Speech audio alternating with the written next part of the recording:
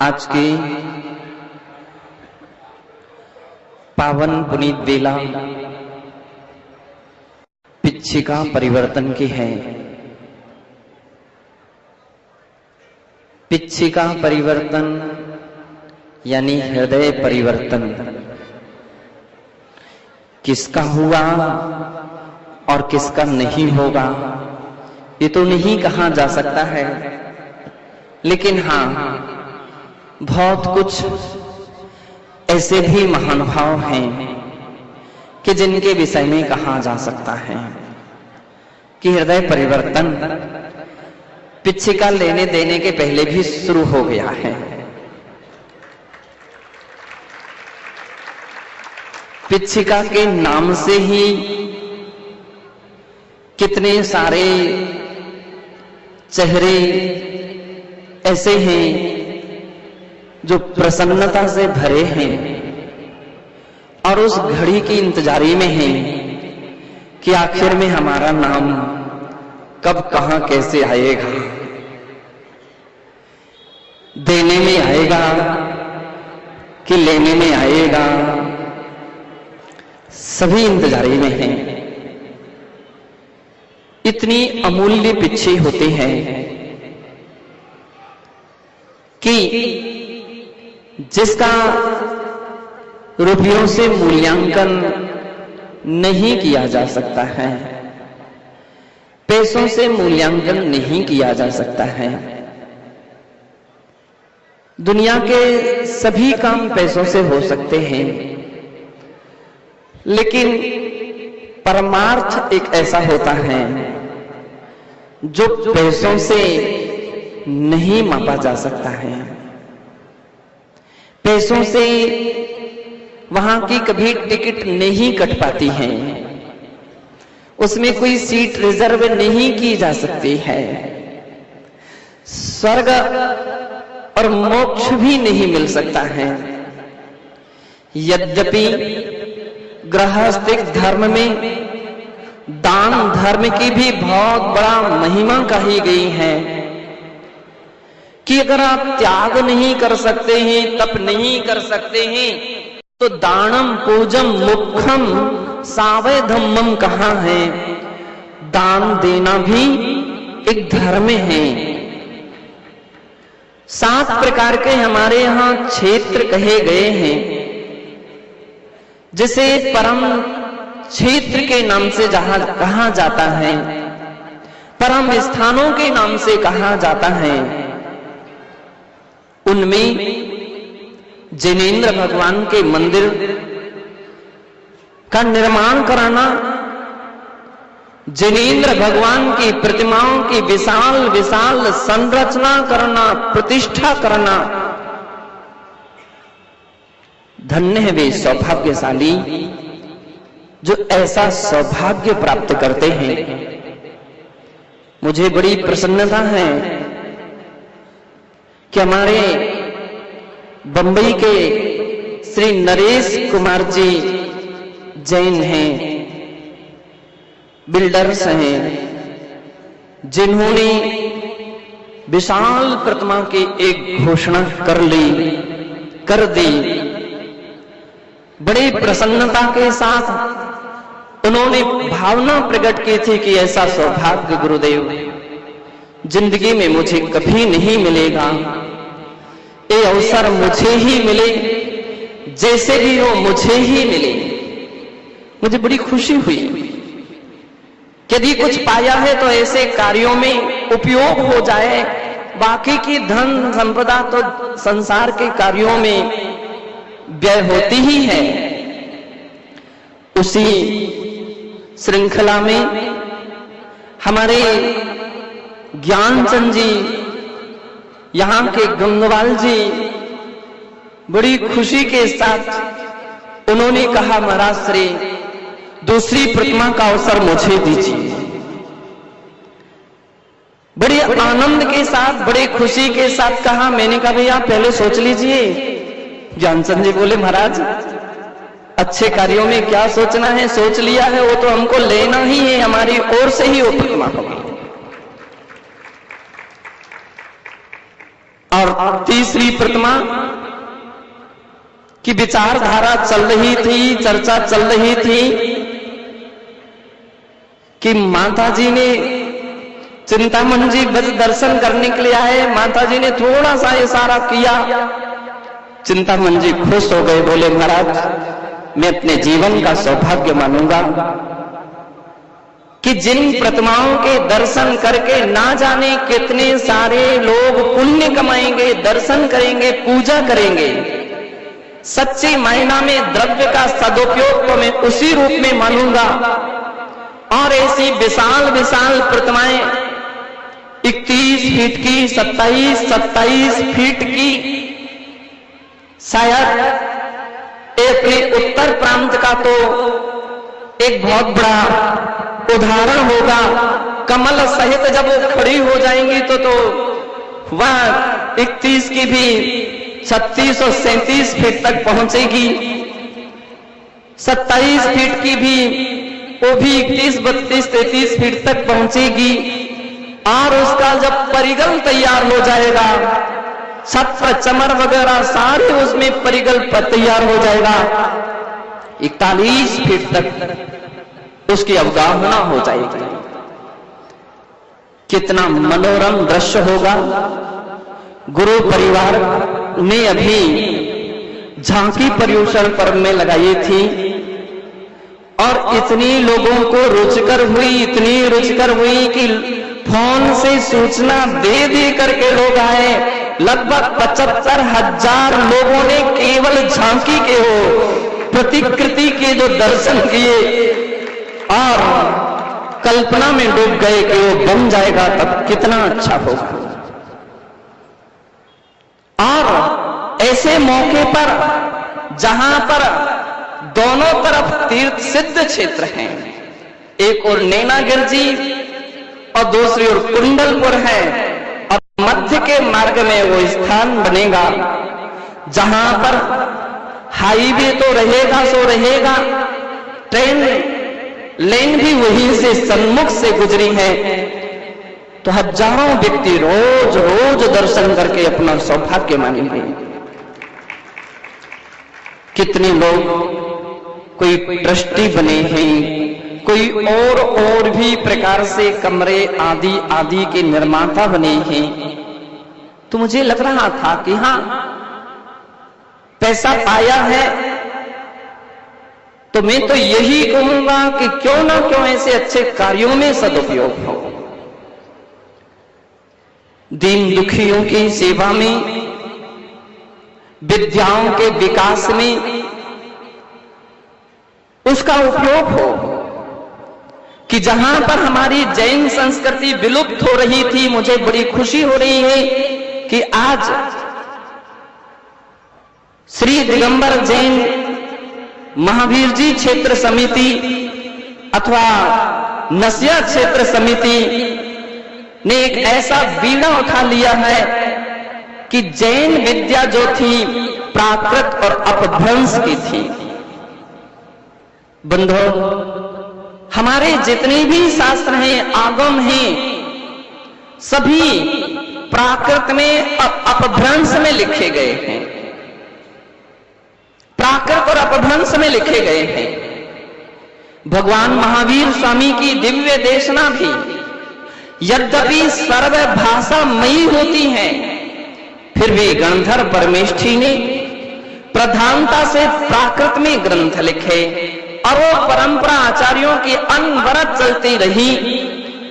लेकिन अपने प्रमाद के कारण धीरे धीरे धीरे वो लुप्त होती चली गई, और इतनी लुप्त होती गई कि आज पढ़ने के लिए भी व्यक्ति बिरले मिलते हैं, हिंदी पढ़ने के प्रयास भी देते हैं। आम विद्वान भी बड़े सुंदर प्रवचन देने वाले मिल सकते हैं, लेकिन बंधो, प्राकृत अपभ्रंश के भाषा का अनुवाद करके समझाने वाले बहुत कम लोग नजर आते हैं, बहुत कम नजर आते हैं। महावीर जी क्षेत्र समिति का ये स्वप्न है कि महाराज श्री हमारी इस विद्या विलुप्त होती हुई इस संस्कृति की हम कैसे रक्षा करें। मैंने कहा बिल्कुल मत घबराइए, शासन प्रशासन अपनी इस विद्या के संरक्षण में सहयोग देने के लिए तैयार है, सहयोग देने के लिए तैयार है, तब क्यों पीछे रहें। और बंधो, हमारे एनके जैन जी, जस्टिस और श्री सौगानी जी, काला जी, इन्होंने तो ऐसी कमर कस ली है। तो मैंने कहा यदि तुमने इतनी सुंदर कमर कसी है, सारे देश ने अपने अपने विश्वविद्यालयों में ऐसा एक जैन दर्शन का और जैन संस्कृति की रक्षा का एक ऐसा सब्जेक्ट चयन करके रखा कि यदि कोई भी व्यक्ति इस विषय में पढ़ना चाहता है तो उसके लिए हम लोग उसकी पूरी शासन व्यवस्था रखेगा। और महावीर जी समिति ने इतनी सुंदर व्यवस्था बना ली, साहित्य भी देंगे और उनके लिए विभिन्न प्रकार की व्यवस्था भी देंगे। आज के बहुत सारे लोग ऐसे हैं जो नए अच्छी प्रकार से योग्यता रखते हैं, ऐसे स्टूडेंट्स जो अलग अलग विषय विद्याओं में अपने कदम बढ़ा रहे हैं।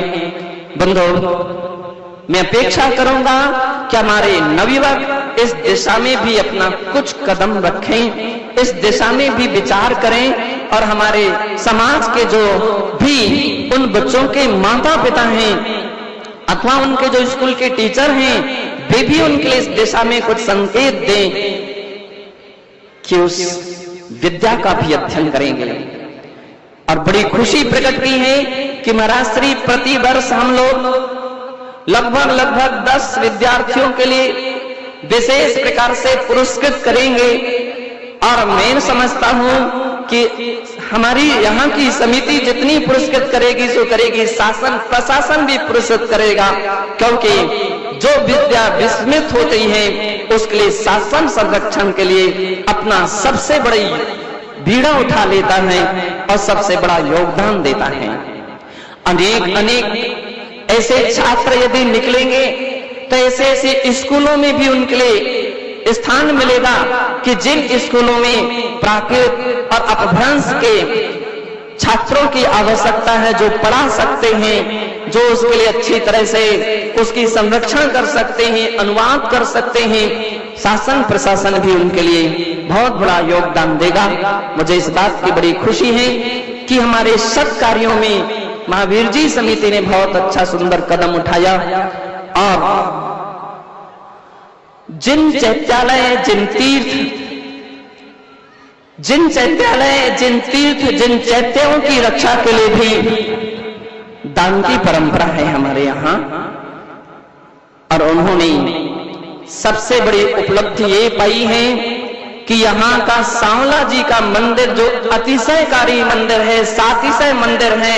अनेक लोग जयपुर के ऐसे हैं कि जिन्हें विश्वास है कि कभी भी आपत्ति विपत्ति आती है, संकट आते हैं तो सांवला जी जरूर जाते हैं और भगवान से प्रार्थना करते हैं और उनकी मनोकामनाएं पूरी हो जाती हैं, उनकी मनोकामनाएं पूरी हो जाती हैं। मुझे तो लगता है जयपुर एक ऐसे स्थान पर बसा हुआ है कि एक और पदमपुरा है, दूसरा और महावीर जी है, यहाँ सांवला जी है और पता नहीं और ऐसे कितने सारे अतिशयकारी क्षेत्र हैं जहाँ की प्राचीन प्रतिमाओं में एक ऐसे चमत्कार छिपे हुए हैं कि अनेक लोगों की उपलब्धियां अच्छी तरह से हो रही हैं। पूज्य आचार्य महाराज कहते हैं कि इसके साथ साथ दान का हम सदुपयोग कैसे करें, तो तीर्थोद्धार, तीर्थ क्षेत्र के विकासों में चतुर्विध संघ की सम्यक यात्रा करने के लिए उनकी सभी प्रकार की धर्म साधना की वृद्धि के लिए बड़ी प्रसन्नता है कि जयपुर का यह चातुर्मास अपने आप में एक अनुपम चातुर्मास सानंद निर्विकल्प रूप से, निर्विघ्न रूप से संपन्न हुआ है। धर्म साधना और प्रभावना के साथ चातुर्मास संपन्न हुआ है। स्थापना के पूर्व जब प्रार्थना चल रही थी तो एक और जहां कौन सा गांव था, निवाई के लोग थे, तो दूसरी ओर जयपुर के लोग थे। दोनों में बहुत बहुत प्रयत्न चल रहे थे। सौभाग्य जयपुर को वालों को मिलना था और बंधो वे सफल हुए। मैंने कहा था उस वक्त कि देखो भैया, हमारे पास कोई संगपति नहीं है, मेरे पास कोई तंत्र मंत्र जादू नहीं है कि जो तुमको पैसों की वर्षा करा दे। अभी तक आप लोगों ने चातुर्मास कराए हैं तो संभवतः 10, 15, 20, 25, 24 जितनी पिछियों के चातुर्मास कराए हैं, और अब आप इतना बड़ा संबल बना करके रखे हैं कि एक साथ 73 पिछियों का चातुर्मास कराने का। मैंने कहा साधु संघ हमारी एक ऐसी एक्सप्रेस गाड़ी है जो छोटी मोटी स्टेशनों में नहीं रुकती है, सीधे के सीधे जंक्शन पकड़ते हैं।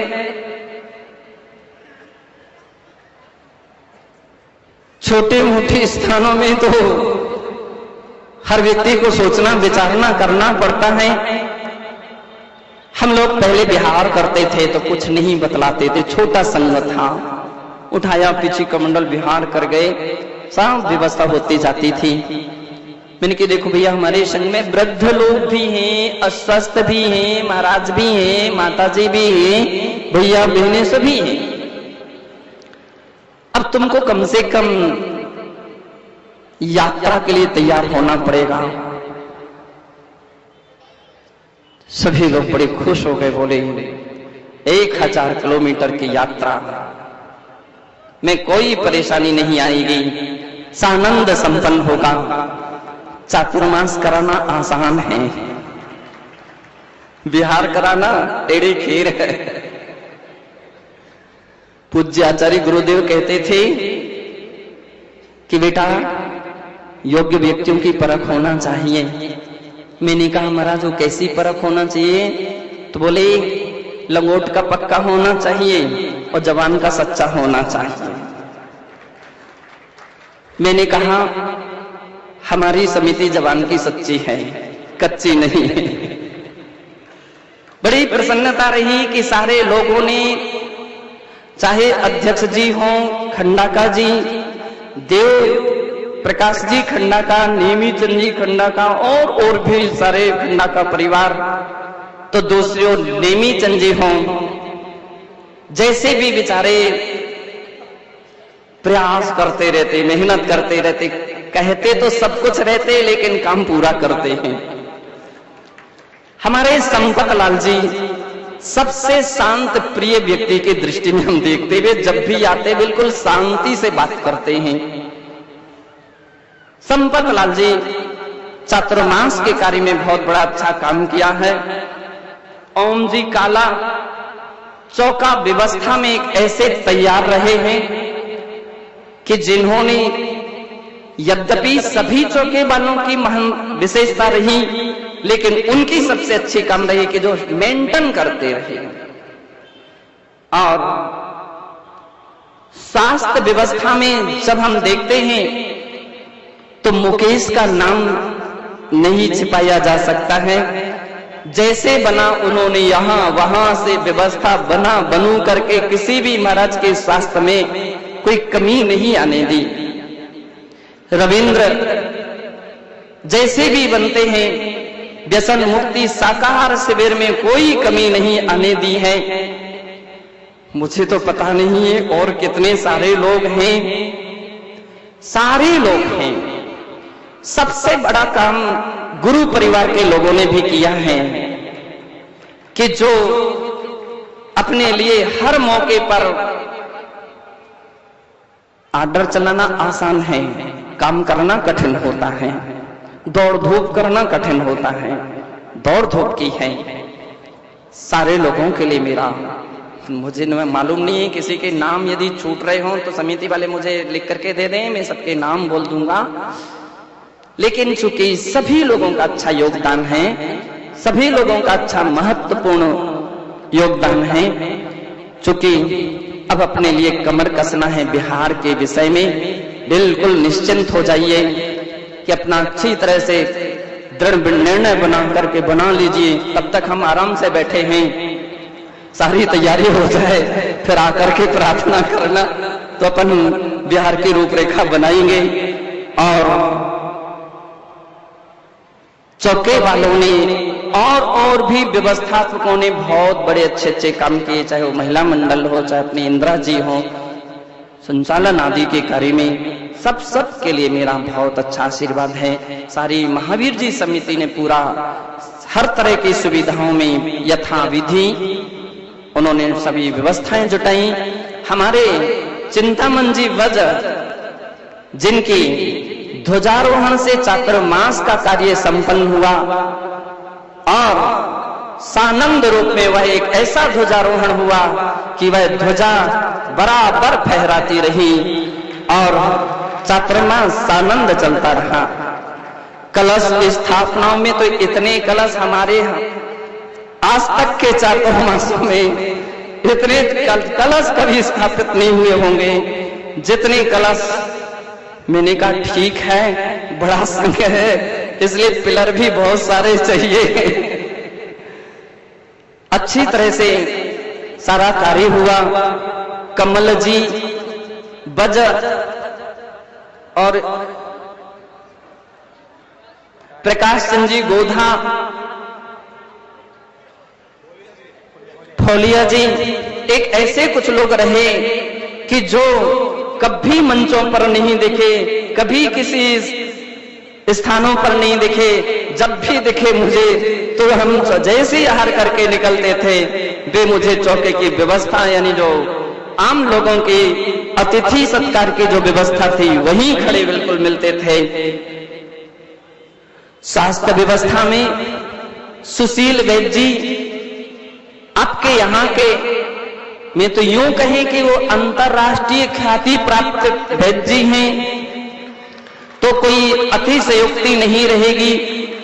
जिन्होंने कभी नाम की अपेक्षा नहीं रखी, वे बोलते नाम बोलेगा तो मैं आऊंगा ही नहीं, माला का नाम आएगा तो मैं आऊंगा ही नहीं, और कभी मैंने उनका नाम इसीलिए नहीं लिया है। लेकिन अच्छाई तो अच्छाई ही रहती है, जब भी बुलाया गया वे तैयार रहे हैं और साधु संघ की सेवा में बिल्कुल जुटे रहे हैं। मेरा सारे समिति के लोगों के साथ साथ और भी कुछ लोग बकाया रह गए हैं, क्योंकि निश्चित है इतने सारी व्यवस्थाओं में और इतने समय 5 महीने की व्यवस्था में तो सभी छोटे मोटे सभी लोगों का योगदान रहा है, जिसको हम पूरी रूप से तो गिनाने नहीं सकते हैं, इतना समय नहीं है। जिन लोगों ने अच्छा सहयोग किया है उन लोगों के लिए मेरा बहुत बहुत आशीर्वाद है। पीछे परिवर्तन का कार्य अपना प्रारंभ होने वाला है। कितनी जगह से आज जगह जगह से महाराज माताजियों की ओर से पिछियां आई हैं। कल भी बहुत सारे भेंट सामग्री आई थी। यह उनकी श्रद्धा और उनकी भक्ति का एक उदाहरण है। केवल प्रदर्शन नहीं, ये अंदर की श्रद्धा है। कल हम लोग चर्चा कर रहे थे तो मैंने कहा एक राष्ट्रीय पर्व होते हैं, शासन परक पर्व होते हैं, तो आज का अपना पर्व भी एक शासन का पर्व रहा है। आचार्य पदारोहण दिवस यानी शासन पर्व दिवस रहा है। जिन शासन पर्व दिवस रहा है और ऐसे दिवस के अवसर पर हर संघ जो है अपनी श्रद्धा समर्पण का परिचय देता है, जिसकी सारी शिक्षा आम समाज के लिए मिलते हैं कि हाँ संत ऐसे होना चाहिए, श्रद्धा भक्ति ऐसे होना चाहिए, समर्पण एक ऐसा होना चाहिए। खाली यहाँ बैठे हुए लोग ही नहीं, अनेक संग वाले भी इस बात की तो खुशी प्रकट करते हैं कि महाराज आपका संग में संगठन बहुत अच्छा है, प्रेम वात्सल्य बहुत अच्छा है, और श्रद्धा समर्पण में इतने खरे उतरते हैं कि कितने बार लोग उन्हें कुछ हिलाने का प्रयास करते हैं लेकिन फिर भी वे हिलते नहीं हैं। यह उनकी आंतरिक दृढ़ता का प्रतीक है। हिलते तो नहीं, वे सामने वाले को हिला जरूर देते हैं और सबक सिखा देते कि कभी अब ऐसा दुस्साहस नहीं करना किसी की श्रद्धा को हिलाने का। बंधो, उन्होंने इतना अच्छा काम किया है। कल और आज सारे उदाहरण हैं, किन्हीं ने पिच्छी भेजी है, किसी ने शास्त्र भेजे, किन्हीं ने जाप माला भेजी है, आदि आदि साधुओं के अनुकूल जो उपकरण होते हैं, अब हम लोगों के पास और हो क्या सकता है, यही तो है, यही भेजते हैं। तो कभी समाज के लोगों को प्रेरणा दे देते हैं, भाई संग में अस्वस्थ कोई बीमार हो तो औषधि व्यवस्था के लिए भी ध्यान रखना, कमी नहीं आने देना। तो किसी ने औषधियां भी भेज दी हैं सारे एरिया से, उन वहां की समाज जो आई है यहाँ पर, आज उन सारे महाराज या माताजियों के लिए भी आशीर्वाद है और वहां की समाज के लिए भी मेरा बहुत बहुत आशीर्वाद है कि जिन्होंने उनकी सेवा चातुर्मास में की है और श्रद्धा भक्ति से यहाँ पर आकर के क्षेम कुशल का यहाँ सुखद समाचार दिया है। पिच्छी इतनी महत्वपूर्ण होती है कि सारी सामग्री चेंज की जा सकती है। बंदो, रोज रोज कमंडल दूसरा ले सकता है और शास्त्र दूसरे ले सकते हैं, लेकिन पिच्छी एक ऐसी वस्तु रहती है कि जिसके लिए दूसरे को देकर के नहीं चला जा सकता है। एक दिन मैंने बतलाया था कि केवल महाराजों के चरणों पर पानी की धार दे दी जाती है, चरणाभिषेक किए जाते हैं, तो वह जल गंधोदक बन जाता है। जिस मिट्टी में महाराज के पैर पड़ जाते हैं वह रज चंदन बन जाती है, माथे पर लोग आनंद के साथ लगाते हैं। इतने क्षण का वह स्पर्श, और जो जिनके हाथ में अनवरत, जिनके हाथ में रही है, जिसके बिना वे 7 कदम भी नहीं चले हैं, उस पिच्छी की क्या महिमा गाई जा सकती है। चूंकि समय नहीं है, मैं बतला दूंगा कभी। केवल एक पंख ले गया व्यक्ति और उसने आकर के जब बतलाया कि एक पंख का क्या असर है, क्या प्रभाव है, तो फिर बंधो, वह तो पिच्छी जिसके घर में जाती है, अथवा जो व्यक्ति पिच्छी को महाराज के हाथ में भेंट करता है, उसके महत्व को वो ही जान सकता है। उनके यहां विभिन्न प्रकार की उपलब्धियां होती हैं और ये सब उसके पुण्य के साथ भी महत्व रखता है। श्रद्धा और भक्ति का चमत्कार हुआ करता है। बंधो,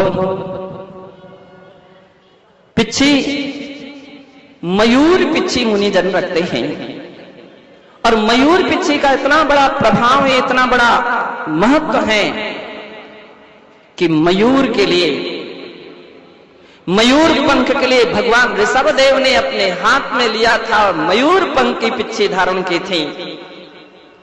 नारायण श्री कृष्ण ने मयूर पंख के लिए अपने सिर पर कलगी बना करके रखा था।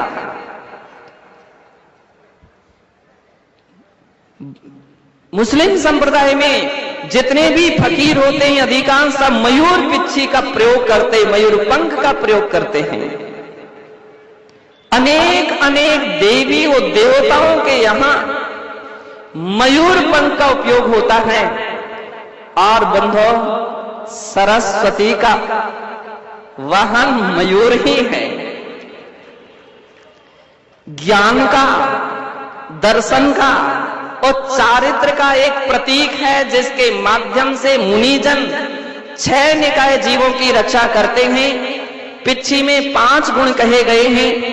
एक अराजकता, कितनी भी हम इसके लिए धूल में भी कोई जीव है उसकी रक्षा के लिए उसका उपयोग करते, वहां से हटाते हैं, तो भी पिच्छी मिट्टी को ग्रहण नहीं करती है, धूल इसमें चिपकती नहीं है। पसीना आ जाए तो अब महाराज के पास क्या है, उसी के द्वारा ऐसा ऐसा पहुंच लेते हैं। विशेषता यह है कि फिर भी ये पसीने को ग्रहण नहीं करती है। अस्वेदत्व गुण कहा गया है और धूल को ग्रहण नहीं करती, इसलिए अराजकत्व गुण कहा गया है। पिच्छी में इतनी लोचकता रहती है कि आंखों के ऊपर भी अंदर कोई जीव पहुंच जाए, छोटे मोटे मच्छर वगैरह, तो उसके माध्यम से निकाल लिए जाते हैं। ना आंखों के लिए तकलीफ होती, ना उस प्राणी के लिए तकलीफ होती है। कोमलता के विषय में इतनी कोमल मानी जाती कि आंख प्रायः सबसे कोमल मानी जाती, लेकिन उसके माध्यम से बंधो पिच्छी आंख के लिए कष्टदायी नहीं होती, तो किसी जीवों के लिए भी कष्टदायी नहीं होती है। पिच्छी के अंदर में एक हल्कापन रहता है, वजनदार नहीं रहती है कि उठा नहीं सकते हैं कि ले लेते वजनदार हो जाए कि हाथ दर्द करने लग जाए, नहीं। पिच्छी को लेकर के संत जन दिग्वंदना करते हैं, जिन चैत्य की वंदना करते हैं, स्तुतियां करते हैं, गुरु वंदना करते हैं, पिच्छी के साथ में लेकर के कहते हैं ये हमारा संयम का आभूषण माना गया है, संयम का उपकरण माना गया है। शास्त्रों में लिखा कि जैसे खाली हाथ श्रावक मंदिर नहीं जाता है, उसी प्रकार खाली हाथ साधुजन वंदना नहीं करते हैं, हाथ जोड़ करके वंदना नहीं करते, नमोस्तु महाराज भगवान नमोस्तु, ऐसा नहीं करते। ये खाली हाथ है, ये मंगल है पिच्छी। अब मंगल भूत सामग्री को हाथ में लेकर के भगवान के लिए भरे हाथ से नमस्कार करते, स्तुतियां करते हैं। बंधो, पिच्छी दिखने में कभी खराब नहीं दिखती है। कितने सारे लोग तो छोटे छोटे बच्चे केवल उसी पर दृष्टि रखते हैं, महाराज को कम देखते हैं। कितनी अच्छी वो पंख है मयूर के, कितने प्रयास रखते हैं, एक पंख मुझे भी दे दीजिए, कितनी प्रयत्न करते हैं। हम लोग भी जब बहुत छोटे थे तो महाराज के पास और तो कुछ नहीं जानते थे, लेकिन जाते इसलिए अधिक थे कि एक पंख जरूर अपन मांगेंगे, चाहे वो 10 बार क्यों ना प्रार्थना करना पड़े, कोई परेशानी नहीं है।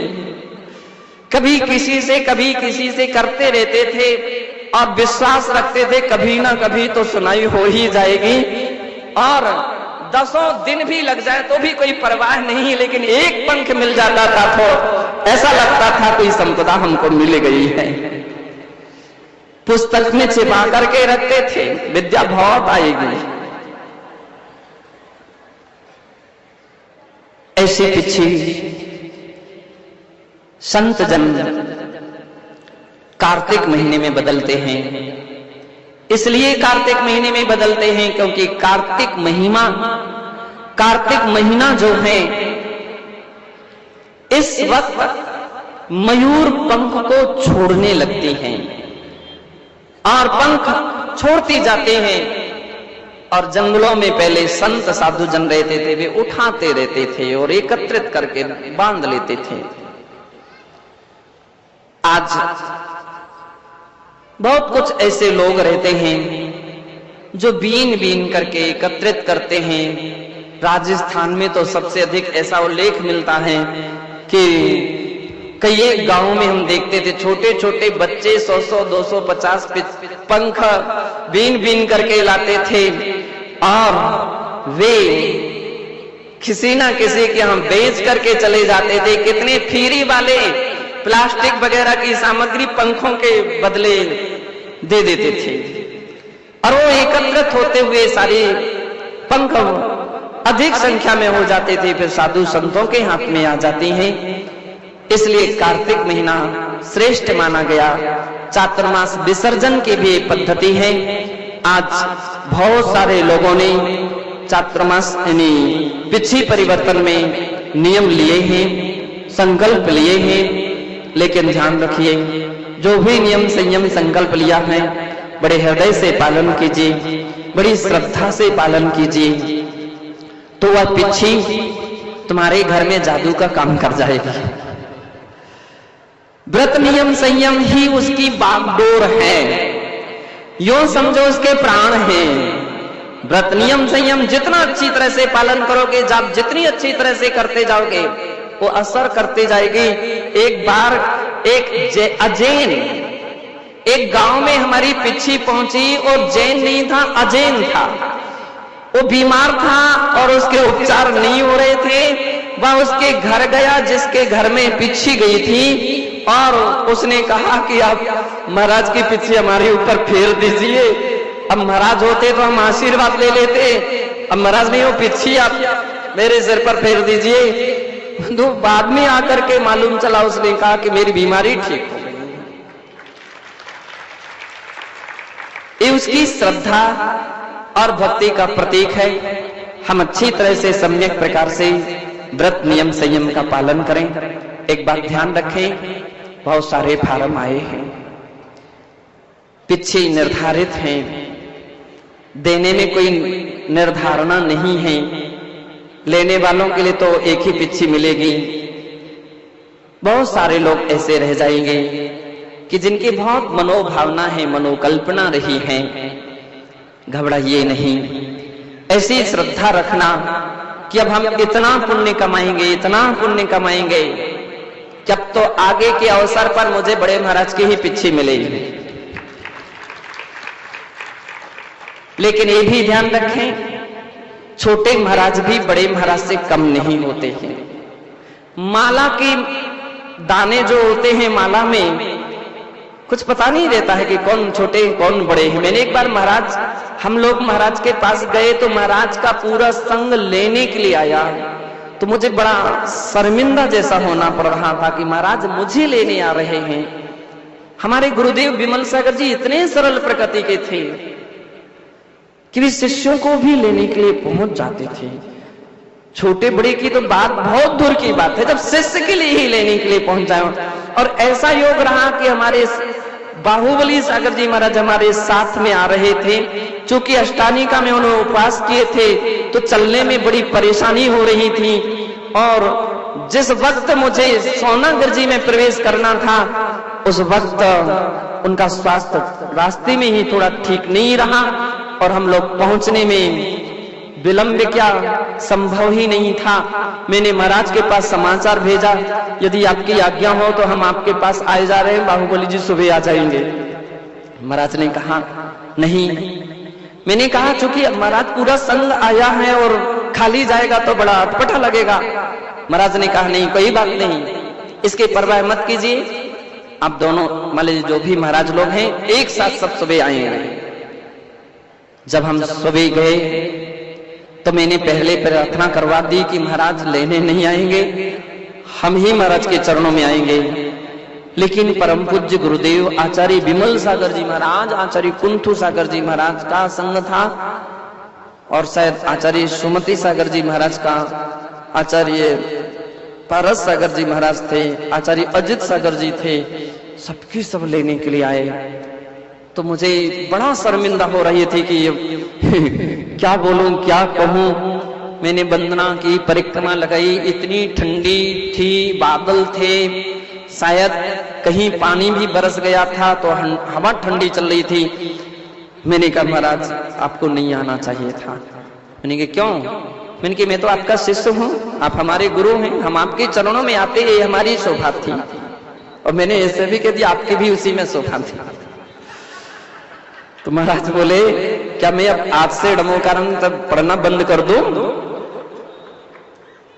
बोले क्या पता है बेटा, कौन पहले मोक्ष जाएगा कौन बाद में जाएगा, क्या पता है, कुछ पता नहीं है।